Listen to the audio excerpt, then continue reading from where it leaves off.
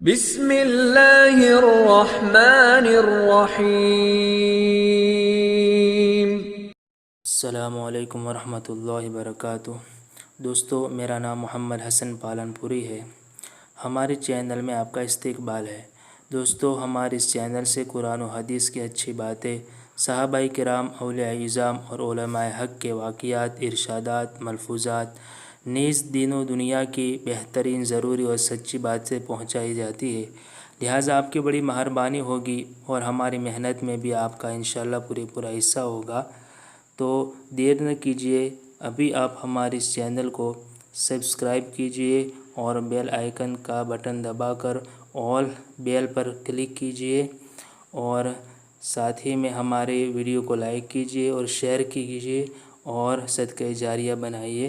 ٹھیک ہے، دیکھیے ویڈیو۔ ایک مرتبہ حضرت مولانا شاہ مسیح اللہ صاحب جلال آبادی رحمۃ اللہ علیہ دلی تشریف لے گئے تھے۔ حضرت مولانا محمد یوسف صاحب دہلوی حضرت جی ثانی رحمۃ اللہ علیہ سے ملاقات ہوئی۔ دونوں بیٹھ کے باتیں کر رہے ہیں۔ گفتگو کے دوران حضرت مولانا محمد یوسف صاحب رحمۃ اللہ علیہ نے کہا کہ میں جب میزان و منشعب پڑھتا تھا، یہ جو لوگ اہل علم نہیں ہیں ان کو معلوم نہیں، ہمارے مدرسوں میں جو عربی کا پہلا درجہ ہے اس میں یہ کتاب پڑھائی جاتی ہے، یعنی بالکل ابتدائی۔ تو کہا اس وقت حضرت جی مولانا الیاس صاحب رحمۃ اللہ علیہ نے مجھ سے فرمایا، یوسف ابدال قطب بننے کا طریقہ بتلاؤں؟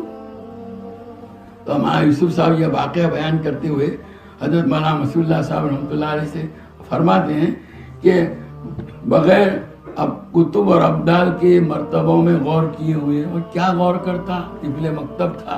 میں نے عرض کیا کہ حضرت بتلائیے کتب بننے کا طریقہ کیا ہے؟ کہ جہاں نبی کریم صلی اللہ علیہ وسلم کی سنت کے خلاف ہو رہا ہو، ایسی جگہ پر کسی بھی زمانے اور وقت کا لحاظ کیے بغیر حضور صلی اللہ علیہ وسلم کی سنت کو جاری کرنے کے لیے محنت کرنا، یہ کتب بننے کا سب سے آسان طریقہ ہے۔ بھائی جہاں سنتیں ہم اپنے گھر ہی سے شروع کریں، باہر کوئی نکلنے کی ضرورت نہیں ہے، اپنے گھروں کا جائزہ لے لیں، اور جہاں سنت چھوٹی ہوئی ہو ان سنتوں کو ہم اپنے اندر، اپنے گھر کے افراد کے اندر اس کو جاری کرنے کا اہتمام کریں۔ جی دوستو، ویڈیو کیسے لگا کمنٹس میں ضرور بتائیے گا۔ جزاک اللہ خیر۔